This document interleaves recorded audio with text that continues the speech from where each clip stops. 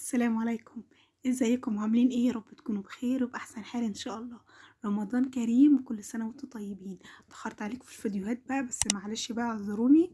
ان شاء الله نعمل النهاردة مع بعض اكبر تشكيلة للكنافة بطريقة جميلة جدا جدا. يعني طريقة بسيطة والله، يعني احنا كنا بقى معقدين المواضيع اكبر من كده، بس بجد هنعمله مع بعض. الطعم حلو قوي وسكر خفيف كمان، ما تكونش مسكرة قوي قوي، يعني سكر مظبوط. وكمان الكنافة هنعملها بكذا طريقة وبكذا حشوة، وبإذن الله هتعملوها معايا وتكون طعمها جميل. هنعمل أكبر تشكيلة حلويات بالمكسرات، وكمان هنحشيها كاستر بطريقة جميلة جدا. تعالوا معايا نشوف هنعمل ايه. قبل اي حاجة انا هجهز معاكم الكاستر، وهجهز كمان الشربات. الكاستر معايا نص لتر من الحليب، ومعلقتين كبار من السكر الحبيبات بتاعنا، ومعلقتين كبار ونص مليانين من الكاستر. تمام. مش حابين تستخدموا كاستر ممكن تستخدموا مهلبية، او ممكن نستخدم المهلبية ونضيف عليها كمان معلقتين من الكاكاو الخام نخليه يكون بطعم الشوكولاتة. تمام. هحطه على النار بقى وهفضل اقلب فيه لحد ما يتقل القوام يكون كريمي. وخلاص هطفي على النار، وكده كده هيتقل اكتر. لما يبرد كده هيتقل اكتر. نعمل الشربات بتاعنا. شربات الكنافة بيكون تقيل وبارد. معايا 3 اكواب من السكر، كوبين وربع من المية، عصرة ليمونة صغيرة كده، وباكو فانيليا كمان صغير، ومعلقة كبيرة مليانة من عسل الجلوكوز.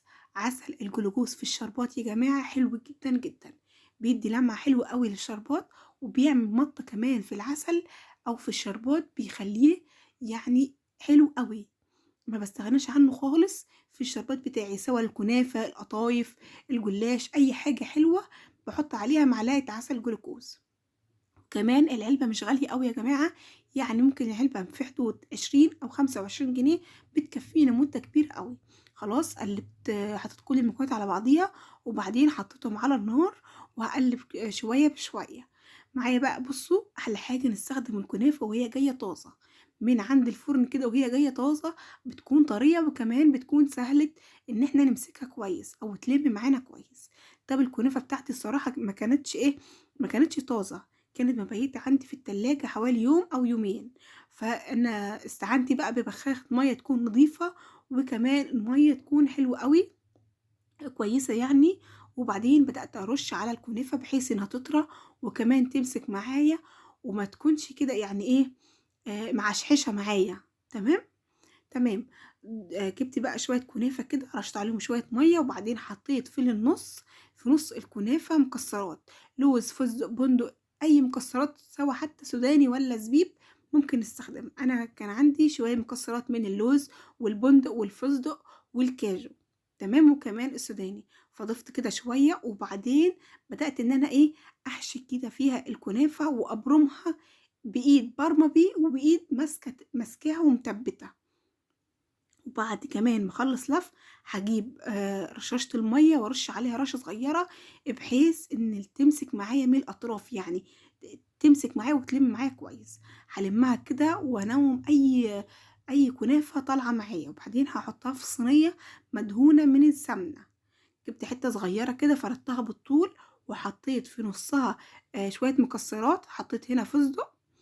وبعدين طريتها الأول، خليت العجينة معايا أو الكنافة معايا تكون طرية.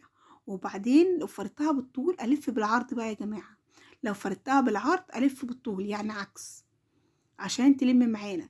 المية طبعا بيخليها تمسك. هفضي أشيل الجوانب الفاضية معايا اللي مش كويسة.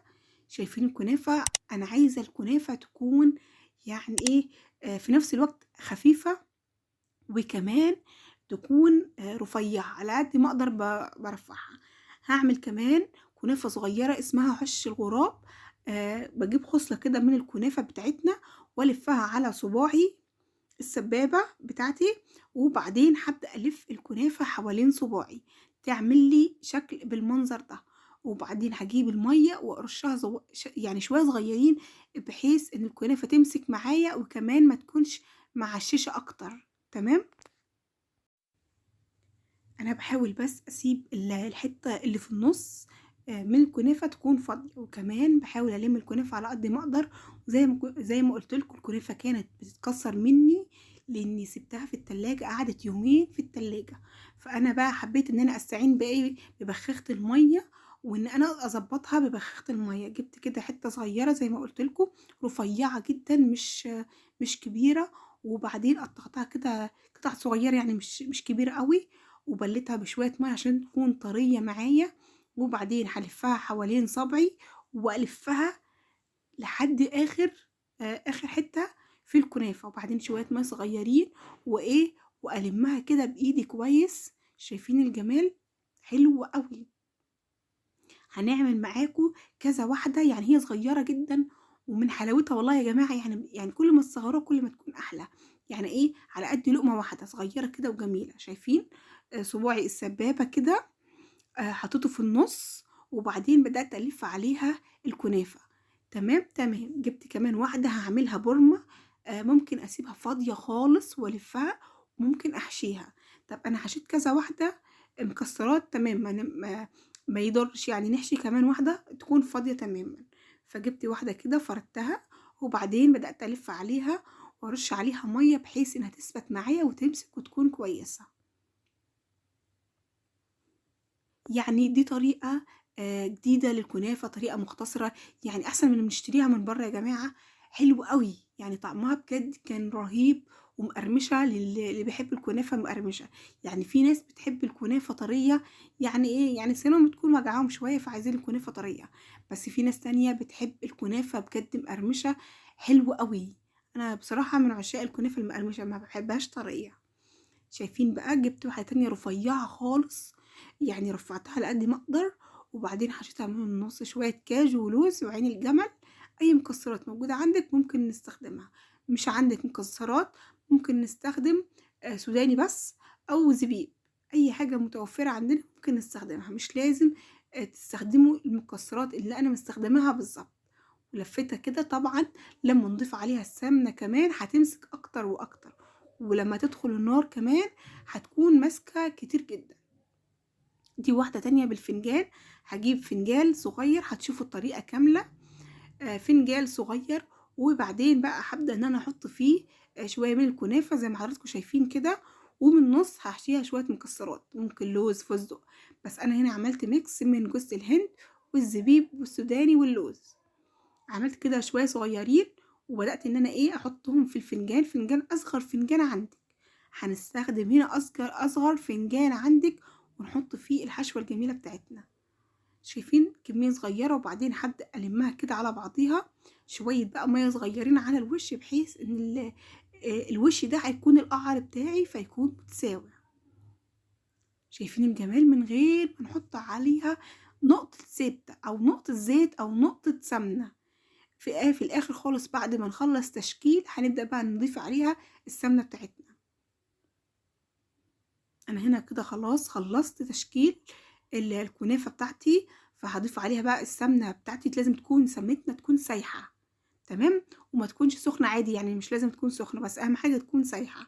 وهبدأ ان انا اضيف عليها على الوش كده سمنة، تمام. والكنافة كمان بتحب السمنة البلدي قوي، يعني اديها سمنة بلدي وهي هتديك عظمة، والله العظيم زي ما بقول لكم كده، يعني بتكون طعمها حلو قوي. السمنه البلدي ضيفوا عليها سمنه بلدي هتكون طعمها جميل. يعني مثلا مكعبين 3 من السمنه البلدي نسيحهم مع السمنه بتاعتنا، هتكون حلوه قوي، تدينا طعم بجد جميل ومختلف كمان. مولعين بقى الفرن بتاعنا على درجه حراره 180 او 200، رف اوسط، وكمان مولعين من فوق من الشوايه، ودايما عيننا عليها، دايما الكنافه ما تاخدش اي وقت. طبعا مزودين سمنه، لو انت مزوده سمنه قوي في الاخر هتلاقي السمنه خلاص، الكنافه اخدت السمنه اللي هي عايزاها، وهتعطيكي السمنه التانية. يعني ايه السمنه التانية اللي هي مش عايزاها؟ هتفضل في قعر الصينيه. طيب انت لو عايزه اللي هتعملي كنافه طريه هتعملي ايه؟ ما تزوديش سمنه خالص، يعني حوالي 3 معالق او 4 معالق كتير بالكتير سمنه على صينيه الكنافه، خلاص كده. وتخلي الشربات بتاعها تكون سخن وهي سخنه، والشربات كمان يكون خفيف، وهتطلع معاكي كنافه طريه جدا وجميله وحلوه قوي. نقطع بقى الكنافه بتاعتنا. طبعا انتوا شايفين المنظر مش حلو خالص، بس لا، لسه مش قطعناها ولسه مش حشيناها، يعني هنعمل كمان فيها شوية شغل حلو قوي. شايفين الكاستر الجميل بعد ما برد؟ حلو قوي، هو ده القوام المطلوب، قوام كريمي وحلو. طيب الكاستر بتاعي نشف كده وحسيته تقيل قوي، هضيف عليه معلقتين او 3 معالق من الحليب وهضربه في الخلاط، هيكون معايا كريمي زي الكريم شانتيه بالظبط. هجيب كده الصغيرة عندي بعيشة الغراب واحشيها شوية من الكاستر، وشوية التانيين حبيت ان انا احشيهم شوية مكسرات عليهم معلقتين من الشربات. مكسرات، جبت شوية من المكسرات صغيرين كسرتهم كده وضفت عليهم معلقتين من الشربات، سواء عندي مكسرات زبيب وسط الهند او سوداني هنضيف عليهم معلقتين من الشربات اللي احنا عملناه عشان المكسرات تمسك في بعضيها. انا بس بوريكم هنا شكل القمح اللي انا مستخدماه، شكل عشان يديني الوردة او الروزيت الصغيرة دي. وعملت كده تشكيلة صغيرة، شايفين بقى دي المكسرات الصغيرة اللي انا ضفت عليها معلقتين من الشربات. عملت تشكيلة حلويات بجد حلو قوي، شايفين الجمال والحلاوة؟ بجد شكلها كان خطير، ولا احلى واحلى بكتير من اللي بتشتريها من بره وكمان في البيت. وطعمها رهيب بالسمنة البلدي كده يا جماعة سايحة عليها، بجد حلو قوي. شايفين الجمال؟ بجد وصفة حلوة جدا وخفيفة، وكمان سكرها يعني خفيف قوي. اول ما طلعت من الفرن خلاص الشربات بتاعي كان بارد اصلا، فضفته عليها مباشرة. شايفين الجمال؟ حلوة جدا وبتقرمش، وكمان الكاستر والمكسرات مديها تست عالي قوي قوي. شايفين؟ حلوة بجد يا جماعة بطريقة مش قادرة اقول لكم، لازم تجربوا الوصفة الجميلة دي. ودي كانت وصفتنا النهاردة، عملنا أكبر تشكيلة للكنافة رمضان. كل سنة وحضراتكم طيبين. مش عايزين بقى نطلع من الفيديو قبل ما نعمل لايك ونشترك في القناة ونفعل زر الجرس عشان يوصلكم كل جديد بوصفاتي الجديدة. وكل سنة وحضراتكم طيبين ورمضان كريم علينا وعليكم يا رب. شايفين قد ايه اللي بتكسر صغيرة كده وجميلة، يعني على قد اللقمة على طول، حلوة قوي. وكمان اللي بالمكسرات يا جماعة حلوة جدا، طعمها رهيب. يعني والله هتعملي الوصفة دي وهتحبوها جدا جدا. شايفين الجمال؟ والاصابع البرمة صغيرة حلوة جدا وملسة على بعضيها، يعني رشة المية بصراحة فرقت معانا. وده طبعا اللي عملناه بالفنجان ومحشي مكسرات. يا رب يكون الفيديو عجبكم.